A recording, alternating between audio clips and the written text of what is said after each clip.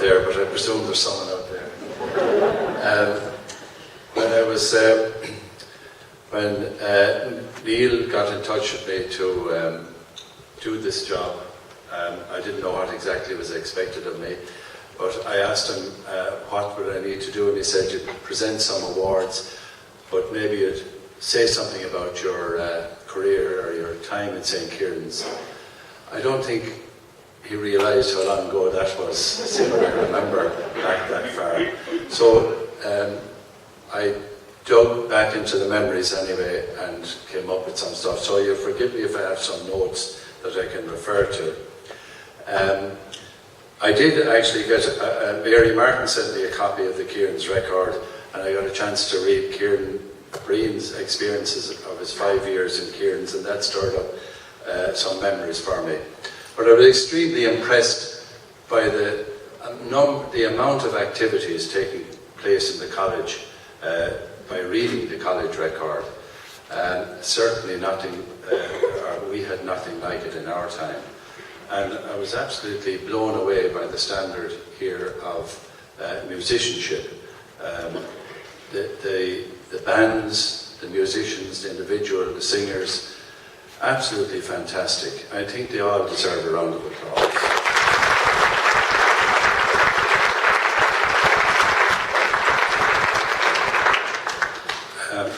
I was glad most of the songs were from my era, so I enjoyed those. So, come to my time in St. Kieran's College.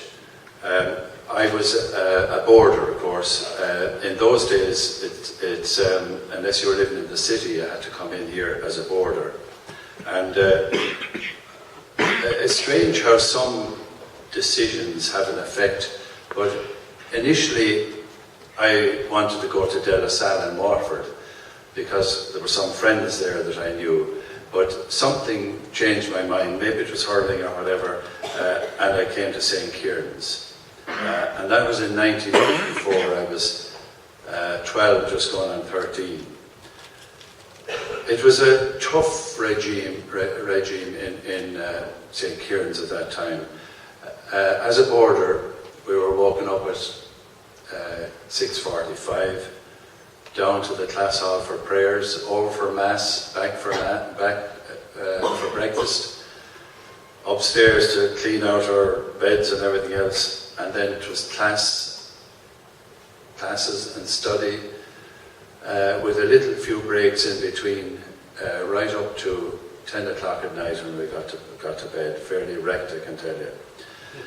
The food in Kieran's that time, the dinners, which were at midday, were excellent.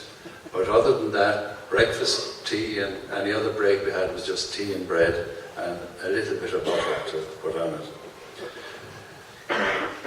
The college at that time was run by priests, of course. There was a president and the dean, and most of the teachers were priests.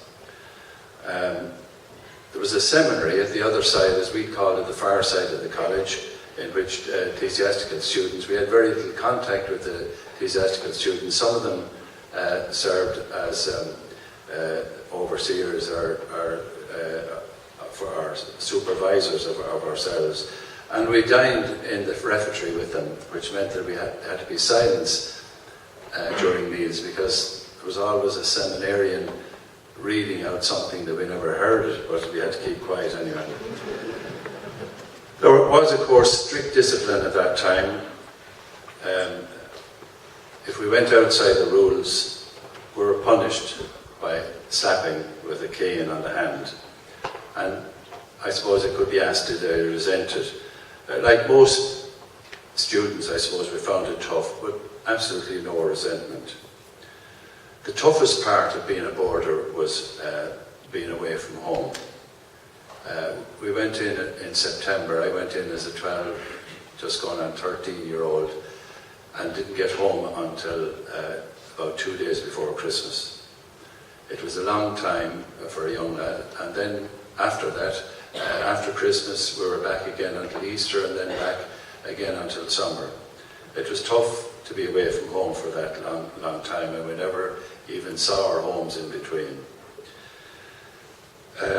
The 50s, which was already referred to, were tough economically.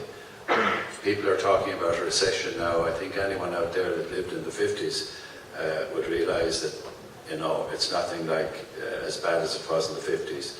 Parents couldn't afford to send their children to secondary school only for the fact in St. Kieran's it was in effect subsidised by the priests. The priests' salaries were paid into the college and they got a sort of pocket money, I understand, but the rest of the money went to subsidise our fees.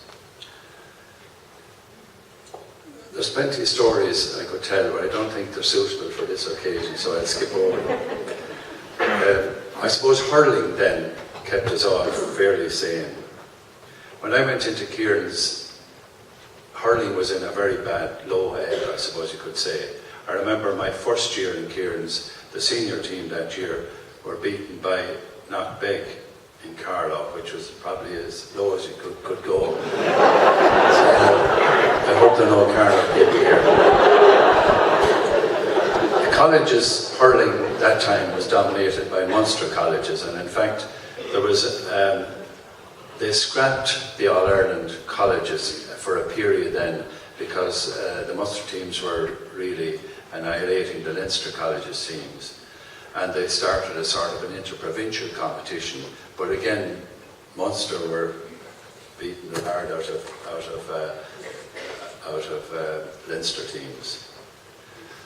But in my second year, as sort of was referred to, everything changed when Father Tommy Marr arrived in the college as junior dean. The story has been well documented by Enda McAvoy in his book, The Godfather of Modern Hurling, and Adrian has already referred to it. But Father Marr was a maths and science teacher, and he applied his mathematical brain to hurling. It's hard to imagine, but training before Father Marr consisted in all grades, both at college level, club level, and even county level, consisted mostly of a bit of a puck around, maybe backs and forwards, and a few rounds of the field. But Father Marr changed all that. He analysed and studied opposition, their strengths and weaknesses, and devised strategies to beat them. He identified the important skills needed to win games and devised practice routines to perfect them. And they are still used even with top county teams today, including Kilkenny. Under Father Marr, St. Kieran's College returned as a hurling power, as has already been mentioned, winning a string of Leinster titles at all levels. And in 1957, the All-Ireland series was revived, and we won that, beating top college St. Flannan's in Ennis on that occasion. And again in '59 we beat Tipperary CBS. After my time, the success continued, and there was a string of All-Ireland and Leinster successes. For young people today, it's also hard to imagine that Kilkenny were going through a very bad patch in the 50s. They had won the All-Ireland in 1947, which I barely remember. But the 50s at that time were dominated by Tipperary, by Cork, and by Wexford. And I'm sure John Curtis will forgive me if I talk a little bit about Wexford. Wexford were a team. Kilkenny were regarded generally as a very stylish and skillful team, but teams like Cork, Tipperary and Wexford were big players, big hurlers, and Kilkenny were regarded as not being able to match them on the big days. But I remember Wexford were the team, and again it's hard to imagine, but introduced the catch of the ball. Before that it was what they called overhead hurling, but Wexford developed the skill of being able to catch the ball and protect their hand from bell to the hurl. And they were big men, very hard to beat. But in 1957, actually Kilkenny had a record before that they never went more than 10 years without winning an All-Ireland. But coming to 57, it was getting very tight. And Paddy Grace, renowned secretary, grandfather of Tommy Welch at the moment, he was county secretary, and he asked Father Maher would he take charge of the team, which he did in 57.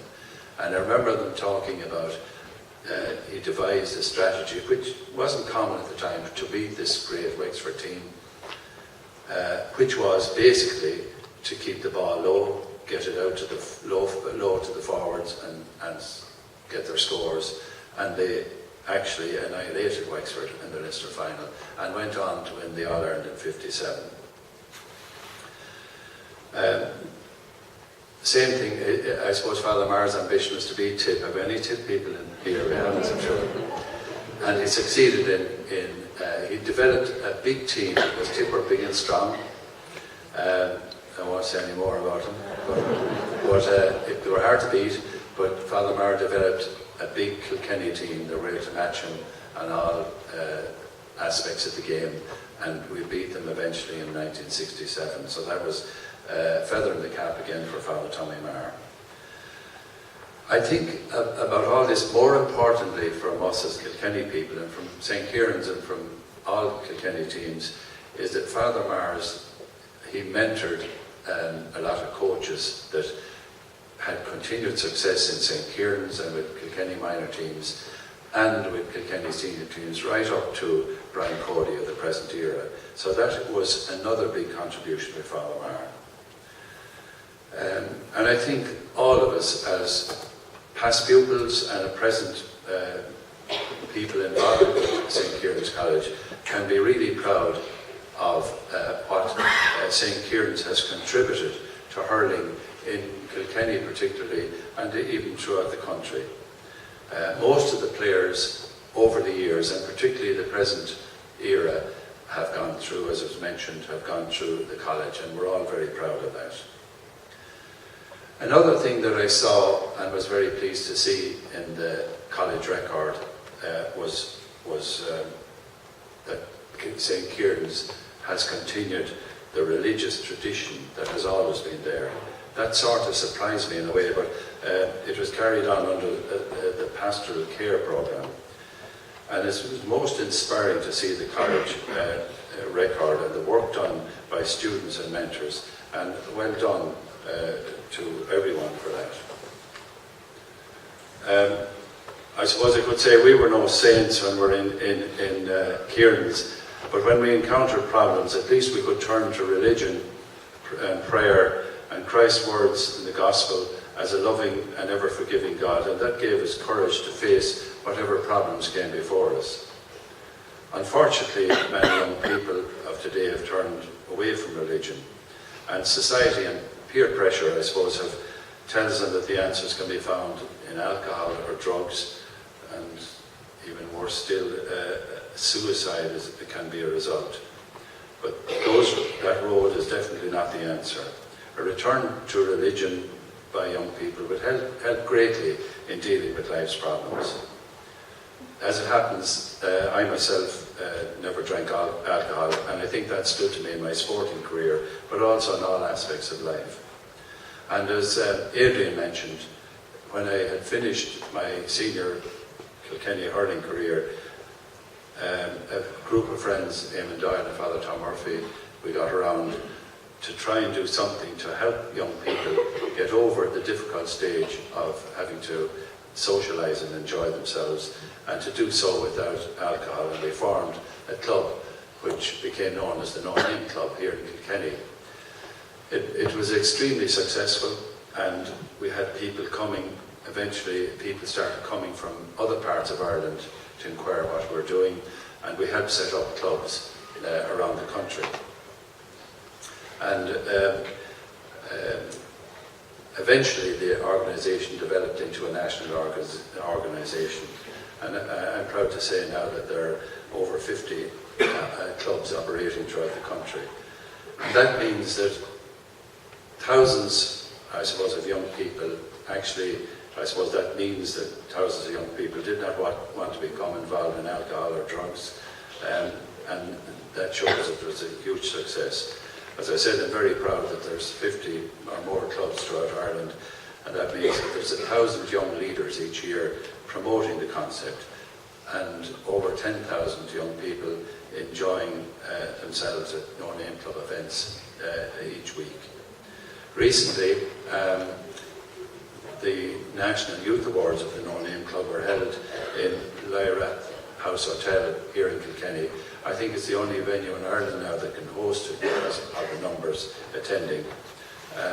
And I was absolutely there, of course, and was absolutely delighted to see that your own Alan Hayes was selected from all Ireland as the host of the year, and I'm very proud of Alan, and I think Alan is receiving another award tonight. So Alan, we're very proud of you, and I think he deserves a round of applause.